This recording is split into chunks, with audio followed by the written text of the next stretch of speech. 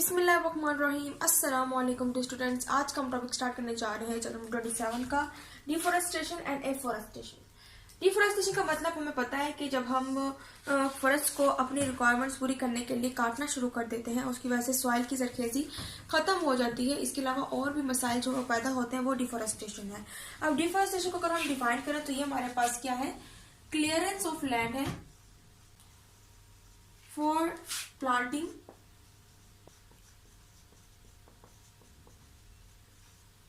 crops and grazing of cattle।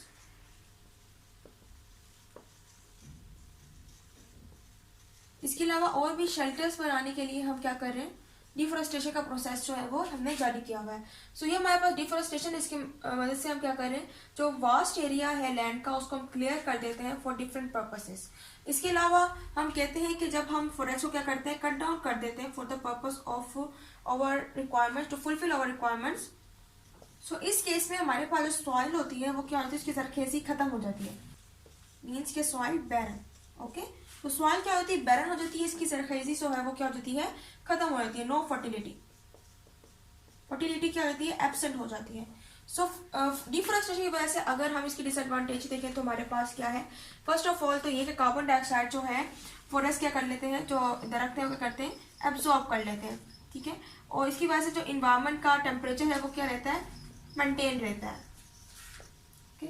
इसके अलावा इसी की वजह से हमें ऑक्सीजन जो है वो प्रोवाइड हो रही है। लेकिन जब हम पाकिस्तान जैसी ममालिक की बात करते हैं जो तरक्की कर रहे हैं, डेवलपिंग कंट्रीज हैं, सो उधर क्या हो रही है, पॉपुलेशन ज्यादा हो रही है।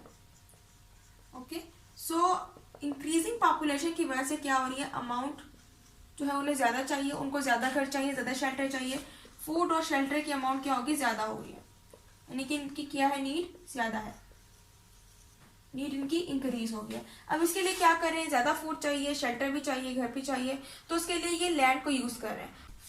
और हमें पता है कि हमारी लैंड का सिर्फ 30% हिस्सा जो है वो क्या है, ड्राई है। सो हम इसी को क्या कर रहे हैं, यूज किए जाए कि हमारे पास पॉपुलेशन जो है वो क्या हो रही है, इंक्रीज हो रही है इन डेवलपिंग कंट्रीज। सो ज्यादा फूड शेल्टर की नीड को मुकम्मल करने के लिए क्या करें, डिफोरेस्टेशन का अमल कर रहे हैं, यानी कि क्लियर कर रहे हैं लैंड को।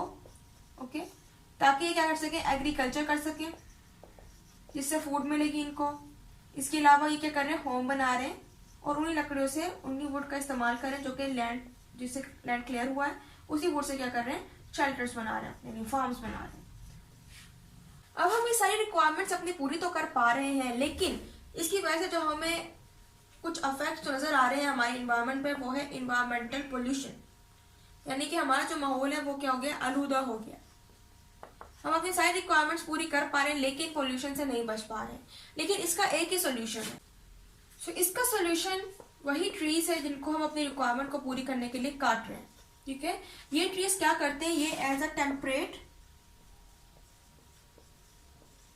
एंड ट्रॉपिक बायोम हमारे लिए एक्ट कर रहे हैं।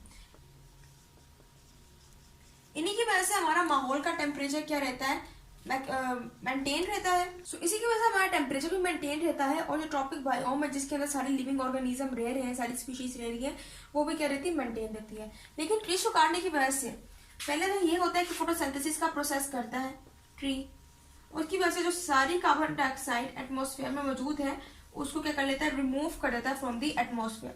अब जब हमारी एटमोसफेयर में, एयर में कार्बन डाइऑक्साइड का लेवल क्या होगा, कम होगा, तो इस केस के अंदर हमारे पास जो हमारा इन्वायरमेंट का टेम्परेचर है वो भी क्या रहेगा, मेंटेन रहेगा, टेम्परेट इन्वायरमेंट हो जाएगा हमारा।